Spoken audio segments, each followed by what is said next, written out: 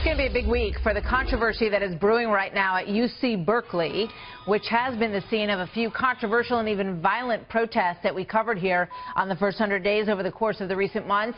Fallout over the cancellation now of Ann Coulter, who was scheduled to speak there on Thursday and says she plans to do that, now has led to the students who invited her suing the University of California at Berkeley. It comes on the heels of disturbing and violent protests across the country. Remember the Middlebury story, which we showed you, which was against the conservative author Charles Murray. The students literally turned their backs and then they shook the car that Mr. Murray and his colleague were in.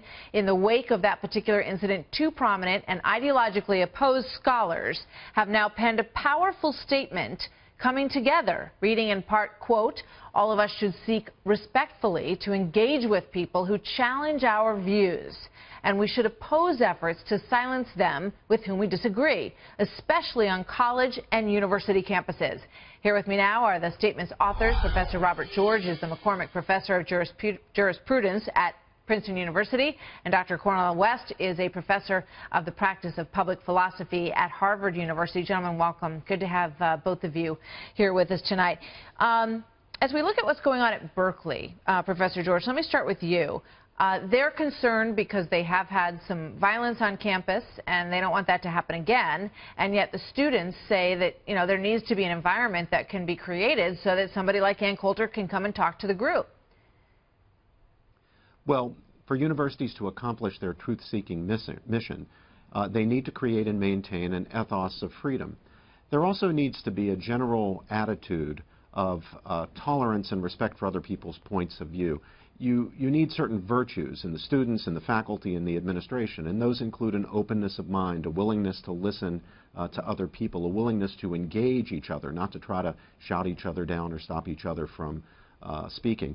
Another point about the Berkeley situation that I think is important is we must avoid the heckler's veto. We must avoid some people resorting to violence or threatening violence so that a university has no choice but to prevent a controversial speaker from speaking.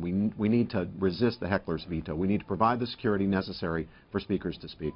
You know, it's interesting, Dr. West, because what's happened on college campuses is that students just label someone with hate speech. And so then they rebel against that person being allowed to come onto their campus. And yet if they reject everyone with whom they disagree from their campus, they're never going to hear more than one point of view on their campus. So how did we get here? I mean, whose fault is it that this is where we are now? Well, no, I think one of the reasons why Brother Robbie and I came together is we recognize universities have always had a challenge of trying to preserve a public space where there's relentless criticism and self-criticism, and people can enter that space without humiliation and have respectful dialogue. So there's a long history of repressing dissenting voices on the left as well as the right, and we're committed to a robust conversation on the universities across the board. But we should keep in mind, I mean, this is not every university. We got 3,600 universities in America, and even though you've got some visible and salient examples, you still got some universities and colleges that are deeply committed well, it may not be that you're conversation. seeing violence on all the campuses, but, you know, anecdotally, you can talk to kids at campuses across this country, and they'll tell you that if they have a conservative viewpoint, they have to bend to the will of their professor or they're in danger of failing that class. I mean, that's in some ways the more dangerous aspect. But it's happening. It happens all across the country. Well, this is why Brother West and I teach together, we work together, we try to model constructive intellectual engagement, serious intellectual engagement, serious listening to each other, serious learning from each other. Right. Here at Princeton. Now he's abandoned me and moved to Harvard, and he deserves a rebuke for this. But we did this at Princeton, and I think we helped, along with a lot of other people, a lot of factors, to make Princeton a university where a variety of viewpoints really can be heard, where there is no ideological orthodoxy from which dissent is not tolerated. But we need that at universities around the country. We need it everywhere. But, you know, you hear about safe space. We're talking about a safe space for people to be able to speak different viewpoints politically.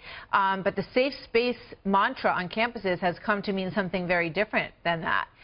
It means a place where, you know, no triggers will be presented to you, things that might upset you based on, you know, the history of your gender or, you know, anything along those lines, that you're supposed to have a safe space on campus. Dr. West, is that an environment where anyone's really going to learn anything or evolve their viewpoint on anything?